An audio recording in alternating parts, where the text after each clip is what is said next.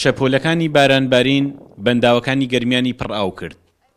هەردوو بەنداوی باوەشە سوار و ئاوەسپی لە سنووری قەزای کفری پڕتوانای خۆیان ئاویان گلداوەتەوە و سەرڕێژیان کردووە. ئەندازیاری سەرپەرشتیار دەڵێت بارانبارین هیچ کاریگەرێکی خراپی لەسەر بەنداوەکان نەبووە و بەرنامەش هەیە بۆ گلدانەوەی ئاوی زیاتر بەنداوێکی تریش دروست بکرێت. هیچ مەترسیەکی نییە لەسەر بەنداوەکان چونکە بە شێوەیەکی هەندەسی ڕێکوپێک دروست کراون و چەند ساڵیشە کە ئەوانە تەواو بوونە هیچ کاریگەرێکی نییە.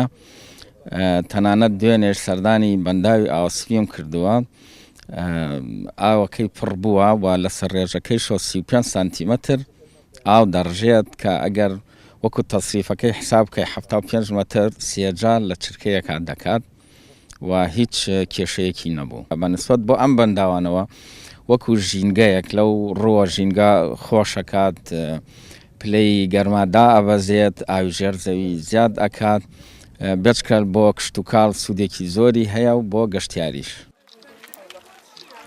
ساڵی پار لەم کاتەدا بەنداوی باوەشە سوار تەنها 206 ملیم بارانی تیادا باری بوو. بەڵام ئەم ساڵ تا ئێستا 476 ملیم باران باریوە و 6 ملیۆن مەتری سێجە ئاوی گلداوەتەوە. بە قەبارەی 23 سانتیمەتریش ئاوی سەرڕێژ کردووە.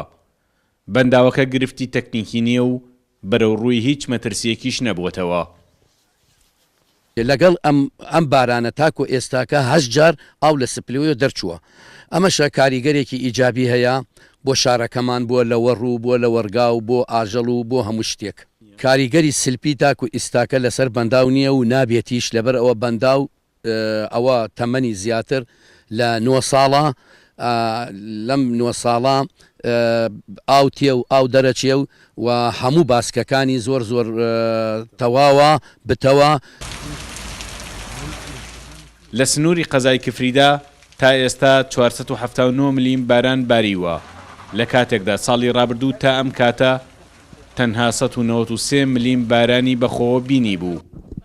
پڕبوونی ئاوی بەنداوەکان و لێنەکەوتنەوەی زیان لەم شەپۆلی بارانبارینانە بەڕای شارەزایان سوودی ژینگەی و کشت و کاڵی بە ناوچەکە دەبەخشێت. سامان کەریم، کورد سات نیوز، کفری.